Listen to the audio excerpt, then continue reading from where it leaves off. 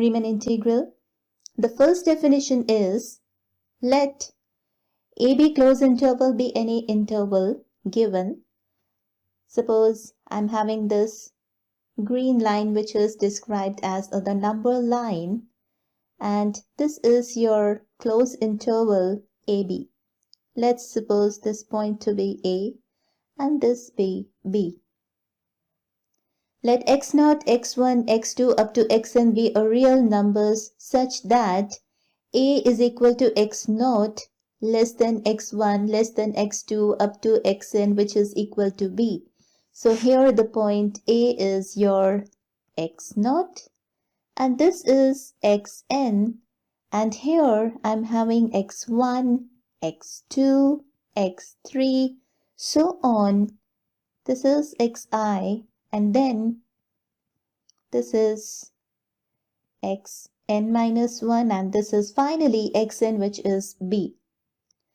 Then set P is equal to, I will introduce all these points now.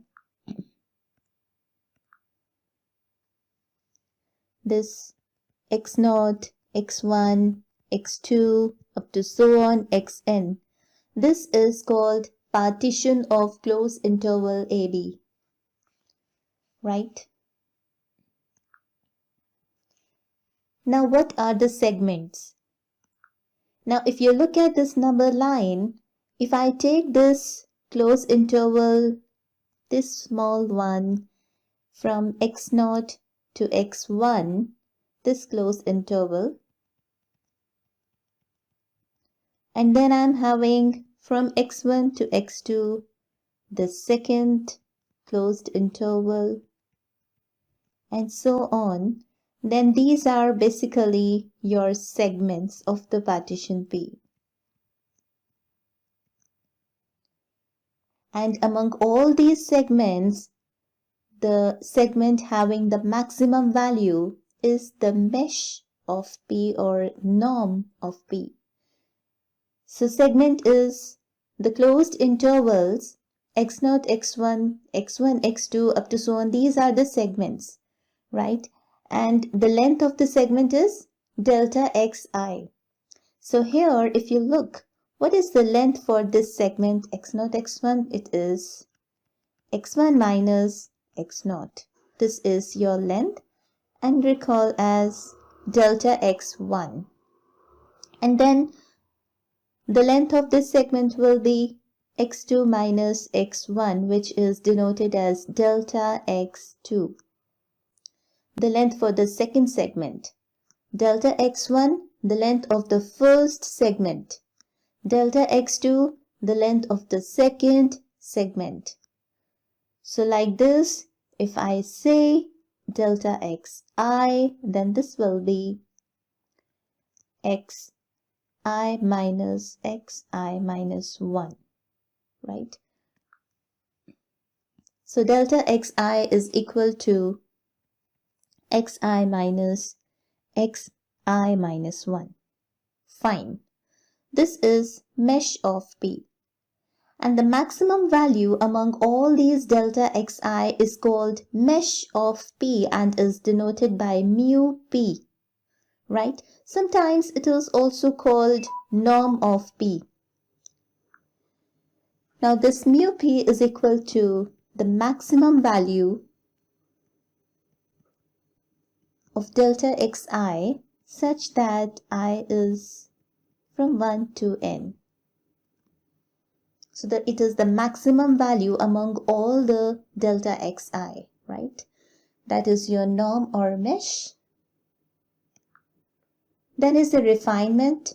If P and P star are the two partitions of this closed interval AB, we can have many partitions of this interval. Let's say I'm going to take P and P star such that P is a subset of P star. P star is your bigger partition. Then P star is called refinement of P. P star is refinement of P. Then is the common refinement. Let P1 and P2 be two partitions of closed interval AB. Then P is equal to, that is the common refinement, this is equal to the union of these two partitions. So this union is called a common refinement of P1 and P2. Note, if P is your partition, any partition of closed interval AB, then if we take the sum of all those segments, the sum of the length of all those segments, that collective sum is equal to, let's check. This is first segment, this is your second segment, so on, right? So delta x1 is what? x1 minus x0. And delta x2 is what? x2 minus x1. Likewise. Now I'm taking the sum of all these. First sum, that is your delta x1, then delta x2, up to so on delta xn. If you put the value of delta x1 over here, what you will get? x1 minus x0. And then you put the value of delta x2 over here, you will get x2 minus x1. Likewise, so on.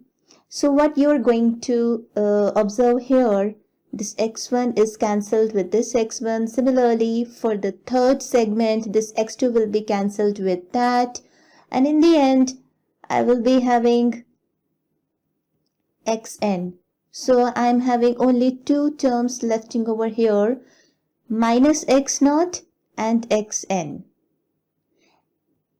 So this complete sum is actually xn minus x0. And what is xn? It is b. And what is x0? It is a. Which means if I take all the sum of these segments, I will be getting b minus a. Right? So this sum of delta xi is equal to b minus a. You have to remember this. Next, recall what is the upper bound. Before that, you should know what is a bounded function. Now, f is a bounded function if it has upper bound and lower bound. Or in the other words, you can say the function is bounded if its range lies in the interval, completely lies in the interval. For example, fx is equal to sin x. Sin x is a bounded function. What is the range for sin x? The range of sin x is closed interval minus 1, 1. Right? So sin x is a bounded function which is bounded in the interval this. So now, what do you mean by the lower bound or upper bound? Upper bound means any number that is greater than or equal to all of the elements of the set. Suppose I am having the set 0, 1, the closed interval 0, 1. What are the upper bounds of this interval? It is saying the number that is greater than or equal to all of the elements of the set. Suppose I am having the element 1. Of course, in between I will have 1 by 2, right? Now here, suppose I'm having 2, 3, 4, 5, 6. 6 is upper bound, 5 is upper bound, 4, 3, 2, 1. All are these upper bounds of the set. Now, which is the least of all these upper bound? 6 is your upper bound, 5, 4, 3, 2. Which is the least of all these upper bound? This one. Right? So the upper bound, the upper bound which is less than all other upper bounds, that upper bound is your least upper bound.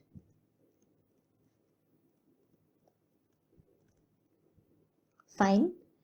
So now comes up the definition for the least upper bound.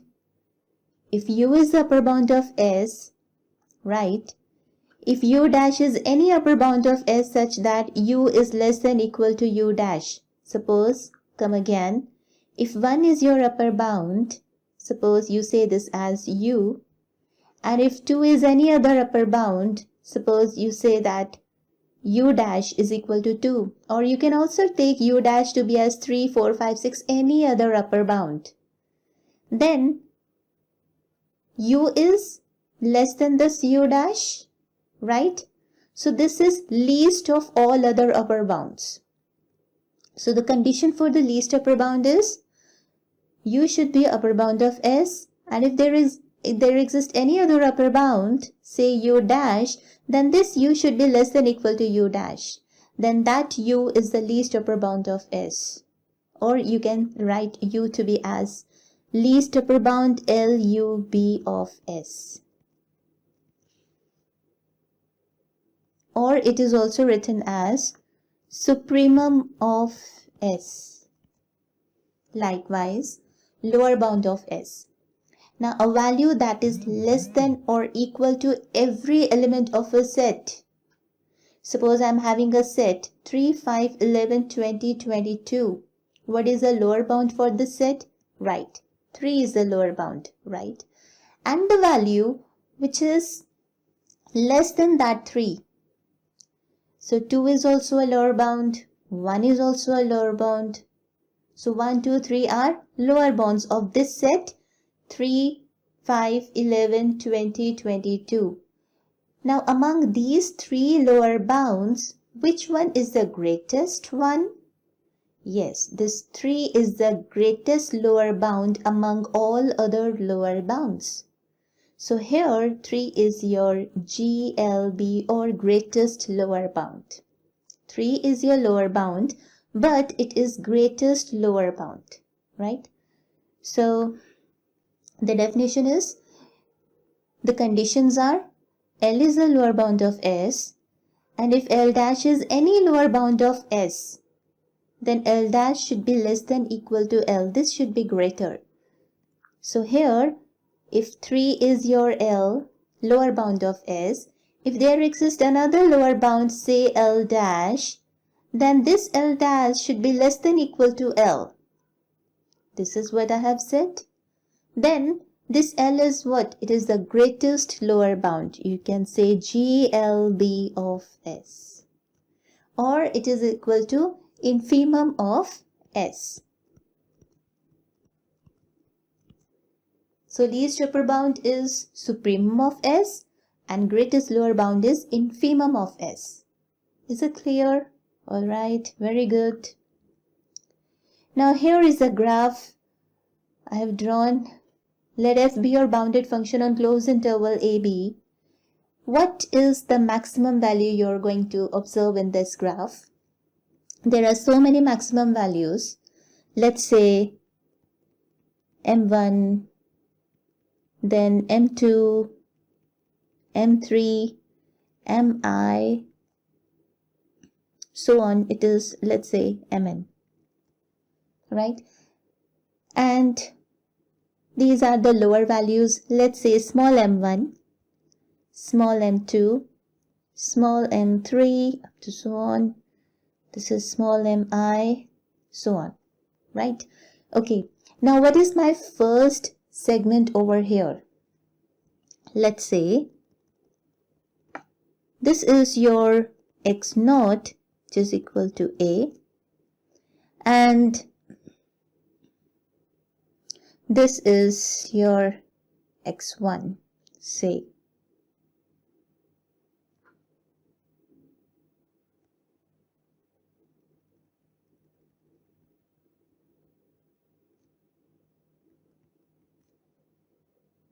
Right? Okay. Now here m1 is the maximum value for this segment and small mi be the minimum value for this segment. Okay. Now I am defining a partition P of this closed interval AB, right? Suppose this is your xn, which is equal to B. Now I am going to define my capital Mi, right? So this is equal to supremum of fx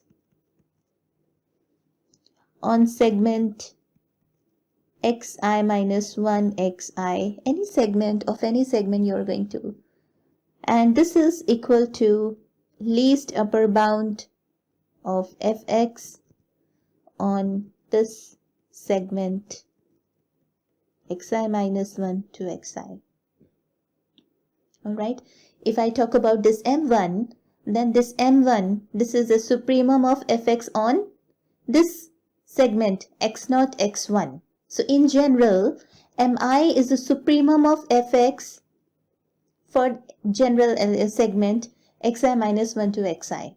Right? Similarly, I am defining my small mi to be equal to infimum of fx on the closed interval or a segment xi minus 1 to xi, and it is also equal to, you can also write it as GLB, the greatest lower bound of fx on this closed interval or segment, the given segment according to your mi.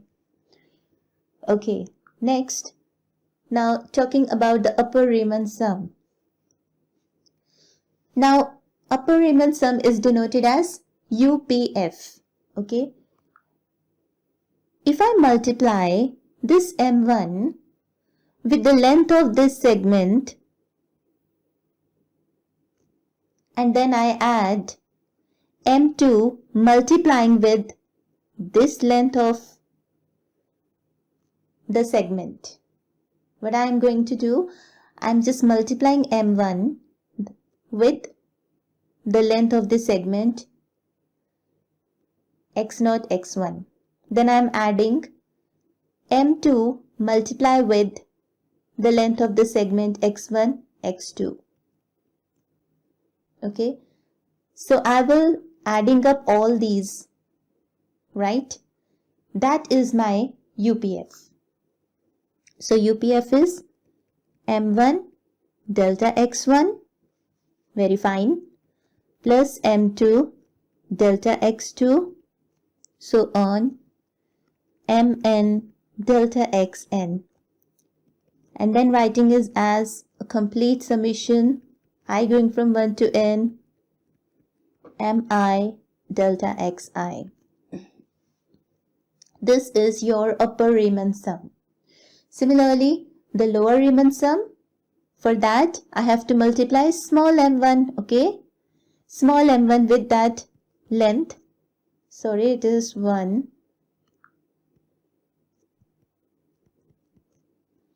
and then adding m2 delta x2, so on, mn delta xn. So this is equal to summation I going from 1 to n small mi delta xi. This is lower Riemann sum, right? And finally we define the upper Riemann integral, that is from a to, these are the limits, right? From a to b, our partition is closed interval ab, so the limits are going from a to b. Because it is your upper Riemann integral, so this is from a to b bar. B bar is denoting that I'm talking about the upper Riemann integral f of x dx. This is equal to, now the definition for this is, whatever UPF I'm having, I will take the infimum of that UPF. So infimum of UPF, right, where P is the partition. You have to write what is P over here. Of closed interval AB. Right? Similarly, what is the lower Riemann integral over here? Yes, A bar to B. A bar is denoting that I am talking about the lower Riemann integral, and that is equal to, yes, here I have to take LPF, but I have to take the supremum of LPF, right? So it is the supremum of my LPF, where P is the partition of closed interval AB. Very fine. Now this is your first one is your upper Riemann integral and second one is your lower Riemann integral of f over closed interval AB respectively. What if both these integrals are equal?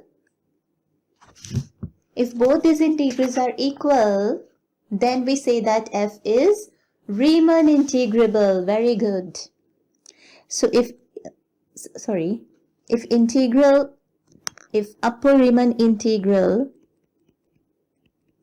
is equal to the lower Riemann integral,